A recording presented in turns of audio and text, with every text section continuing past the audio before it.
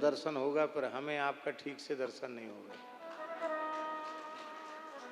इसलिए व्यास जी में ही सबका दर्शन कर लीजिए।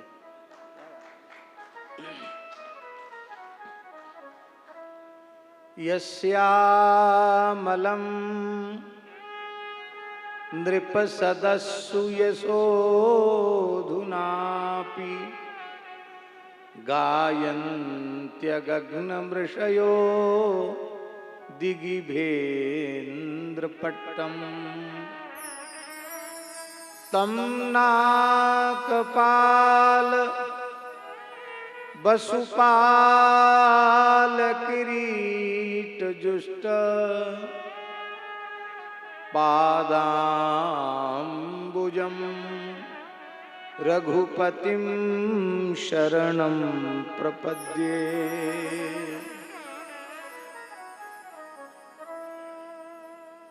सिय पिय प्यारी अवध बिहारी, सिय पिय प्यारी अवध बिहारी। जय जय श्री अग्रदास दुलारी, जय जय श्री अग्रदास दुलारी। सिय पिय प्यारी अवध बिहारी, सिय पिय प्यारी अवध बिहारी। जय जय श्री अग्रदास दुलारी, जय जय श्री अग्रदास दुलारी। सिय पिय प्यारी अवध बिहारी, सिय पिय प्यारी अवध बिहारी। जय जय श्री अग्रदास दुलारी, जय जय श्री अग्रदास दुलारी। श्री जानकी नाथ भगवान की, श्री रेवासा धाम की,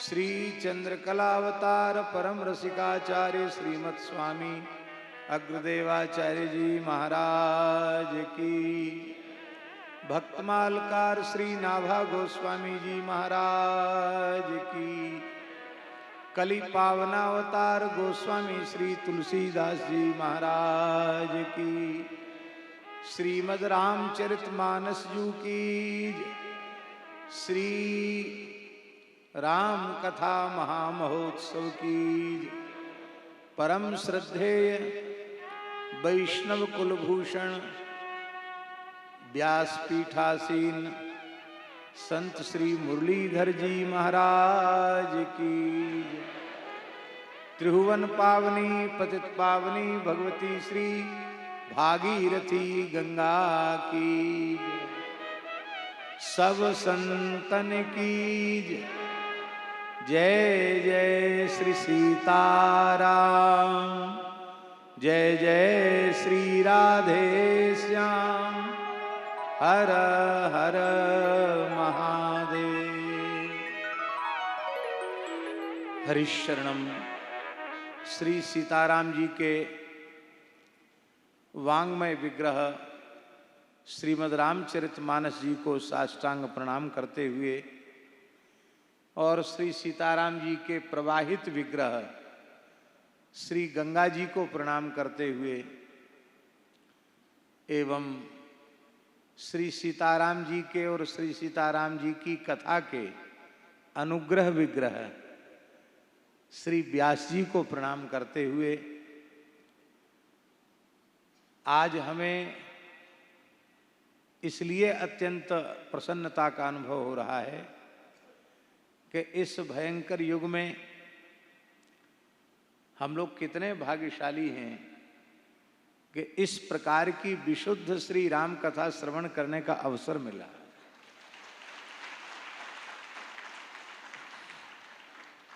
भगवान जिसको जैसी सामर्थ्य दें, तदपि कहे बिन रहा न कोई, सब कुछ न कुछ न अपनी मति के अनुसार कहते हैं।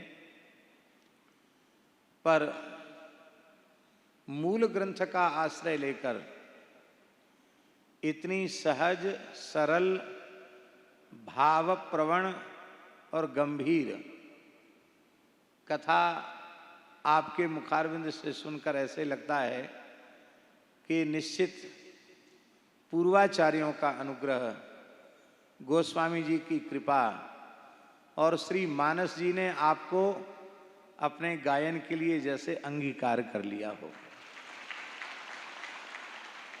इसके बिना ये संभव नहीं।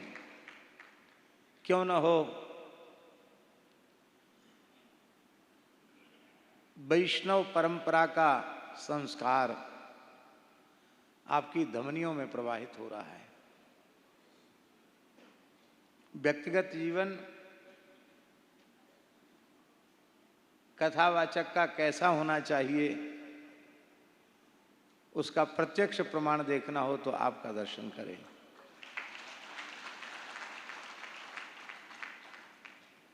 साधननिष्ठ जीवन है और नारायण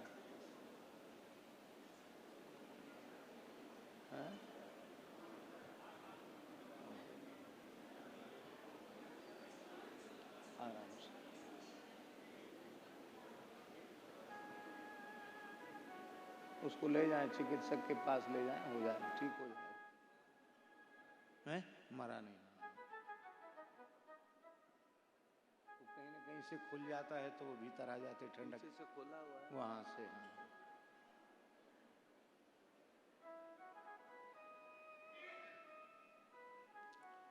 श्री सीताराम जी महाराज की जय। आहा।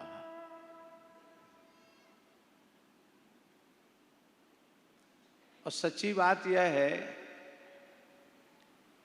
कि सर्वग्रंथान परित्यज्य मानसम शरणम ब्रज, सारे ग्रंथों को प्रणाम करके मानस जी का आश्रय लेना चाहिए, क्योंकि संपूर्ण पुराण, उपपुराण, वेद, उपनिषद कौन सा ऐसा सनातन धर्म का सदग्रंथ है जिसके मूल सूत्र श्रीमद् रामचरितमानस में पूज्य श्री गोस्वामी जी ने प्रतिष्ठित न कर दिए हों। कई बार व्यास जी हम अपने मन में अनुभव करते हैं कि यदि गोस्वामी जी का अवतरण न हुआ होता और श्री रामचरितमानस जैसे दिव्य ग्रंथ का आश्रय, अवलंब उन्होंने सनातनियों को प्रदान न किया होता तो हम लोगों की क्या स्थिति होती। आज संस्कृत ज्ञान, उसकी स्थिति कैसी है उसको कहने की आवश्यकता नहीं है। शास्त्रीय आचार्य की डिग्री मिलती है, योग्यता हो आवश्यक नहीं है।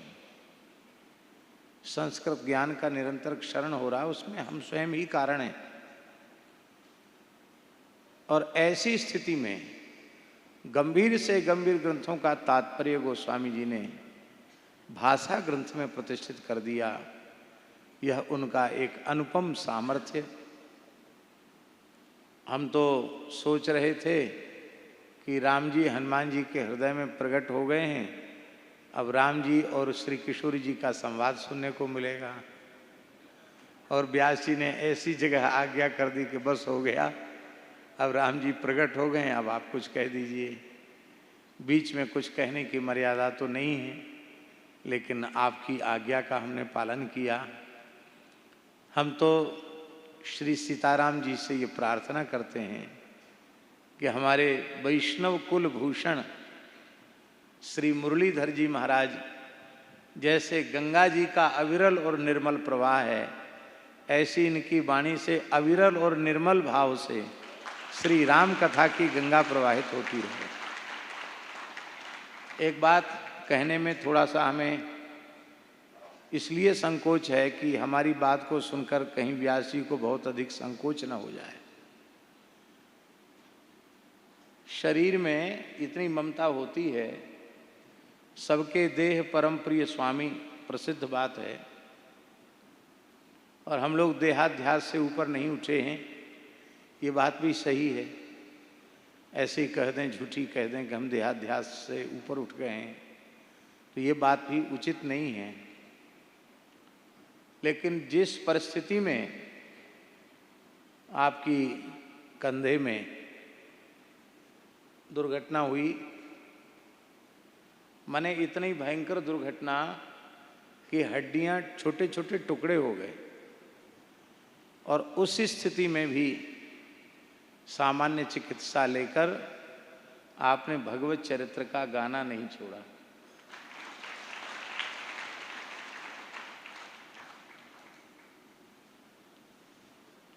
भगवत चरित्र का गायन नहीं छोड़ा। वस्तुतः शरीर का भोग तो आ जाता है और फिर भोग के द्वारा उसका क्षय भी हो जाता है, लेकिन हमको लगता है कई बार ठाकुर जी भी परीक्षा करते हैं कि इसकी शरीर में ममता है कि मुझ में ममता है। तो इस घटना को यदि हम सकारात्मक रूप में देखें तो राम जी की परीक्षा में व्यास जी प्रथम श्रेणी में उत्तीर्ण हुए। महाराज जी हमारे वृंदावन के बहुत उच्च कोटि के रसिक हुए हैं, श्री स्वामी भगवत रसिक जी महाराज। उनकी वाणी में एक बड़ी सुंदर बात है।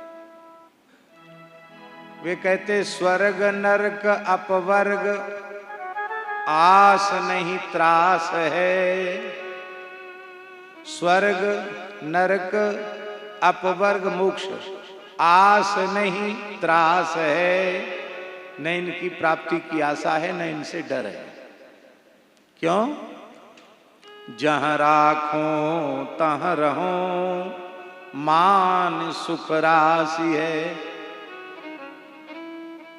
शरणागत का अपना कोई आग्रह नहीं हो, तो जेहि विधि प्रभु प्रसन्न मन होई, करुणा सागर कीजिए सोई। जहां राखो तहां रहो, मान सुख राशि है। देहु दया कर दान, बस एक कृपा कर दो, ये दान दे दीजिए हमको। न भूलों के लिको, हे युगल सरकार श्यामा श्याम, आपकी जो रसमयी लीलाएं हैं उनको हम कभी न भूलें।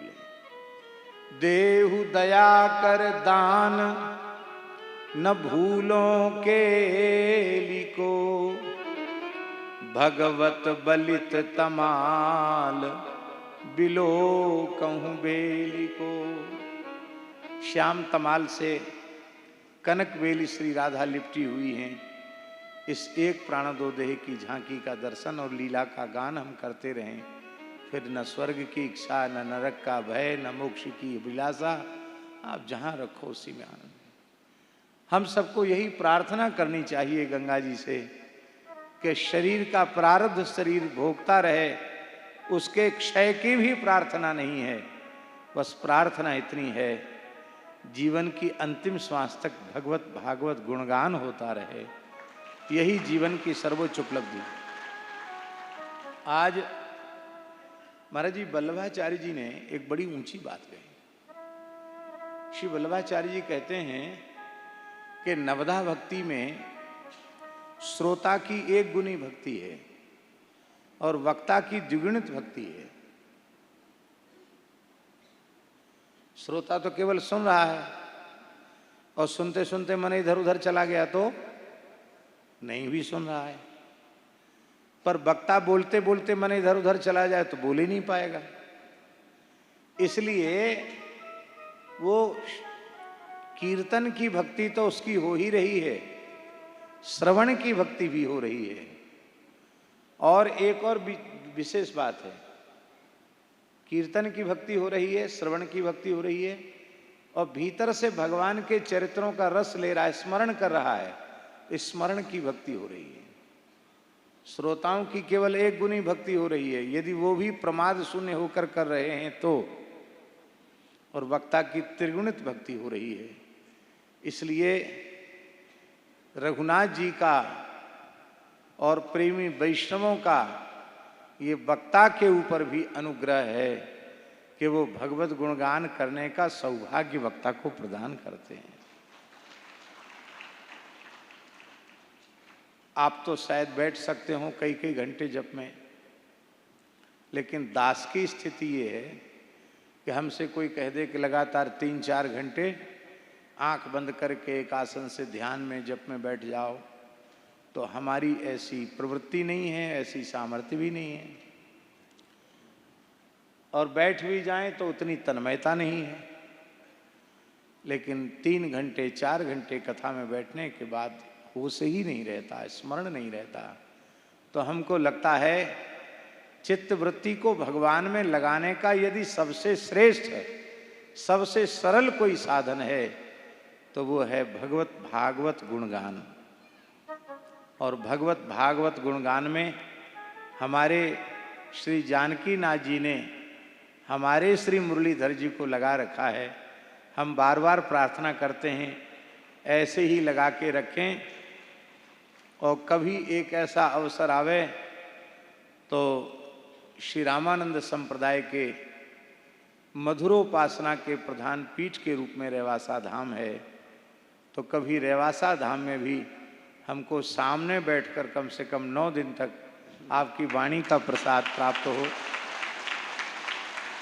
बस थोड़ी आपके बैठने लायक वहाँ व्यवस्था हो जाए तो फिर आपकी वाणी सुने, ऐसे ही आप कहते रहें।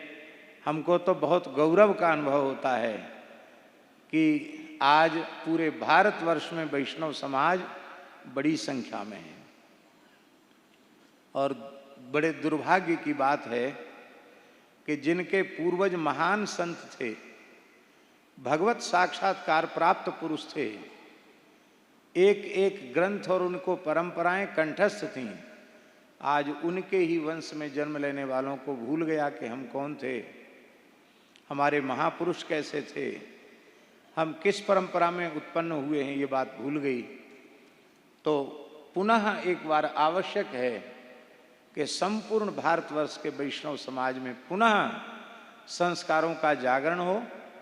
वर्तमान परिस्थिति के अनुसार नौकरी चाकरी व्यवसाय जो भी भगवान वृत्ति के लिए दें वो करें, उसमें हमारा कोई विरोध नहीं है, लेकिन सबके मस्तक पर ऊर्ध्व पुंड हो, सबके कंठ में तुलसी हो, और ये लगे कि हाँ हम वैष्णव कुल में उत्पन्न हुए हैं, और ये बात कथा से ही संभव है।